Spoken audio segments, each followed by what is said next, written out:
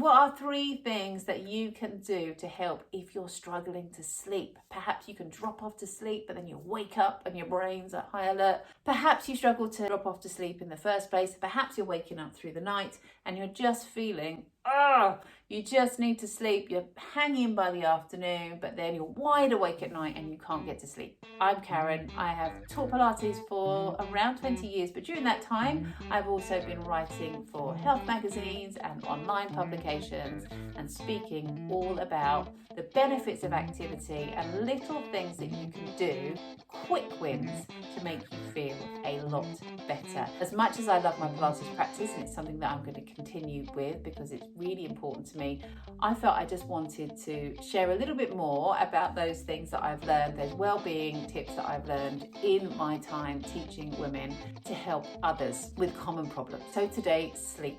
Sleep or struggling to sleep is something that I also struggle with, particularly when my anxiety levels are high.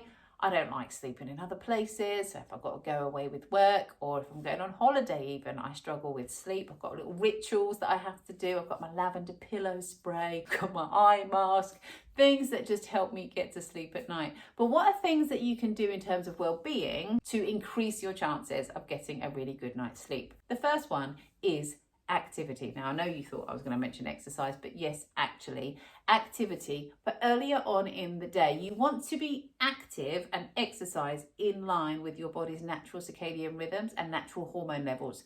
So in the morning, your cortisol levels are naturally higher. That is the time you want to get some exercise in.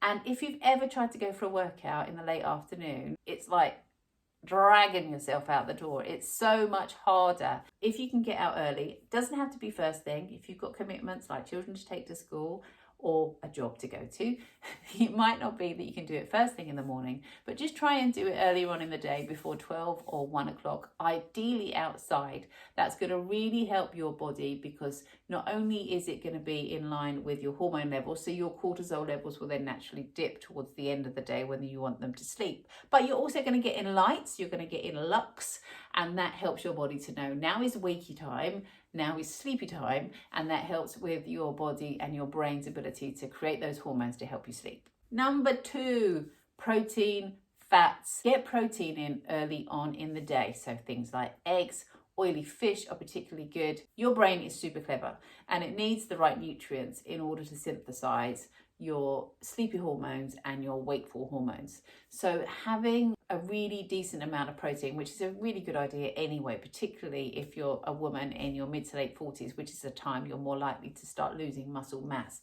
Make sure you have enough protein in your diet, thinking around 1 gram of protein per 1 kilogram of body weight during the day. So between 60 to 80 grams of protein during the day, but particularly having those earlier on in the morning and making sure you have some kind of protein with every snack is a brilliant habit to get into. And number 3, think about some gentle movement during the day, either at night when you're settling down to go to sleep. You can try and find an online Pilates class or get out of the house. It's a nice demarcation from this is work and home, now I'm going out and now I start my relaxation. So finding a Pilates class or a yoga class or something that is that gentle movement that helps you to slow down, wind your brain down, brilliant. But any kind of stretching or mobility towards the end of the day to just help calm your brain, and it really starts to set your body up, especially if it's something you do on a regular basis. Your brain starts to know it's time for sleep in the same way as you might do a bedtime ritual with a child,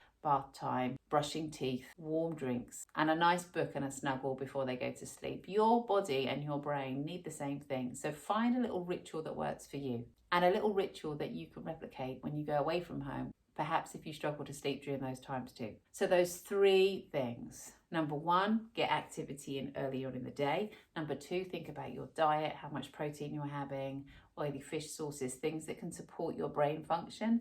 And number 3, give yourself a nice routine, perhaps including some gentle movement to help you sleep at night. Next time, I'm going to be talking about muscle loss and how to ensure or try and maximize your chances of not losing muscle as you get older. I would love for you to join me then.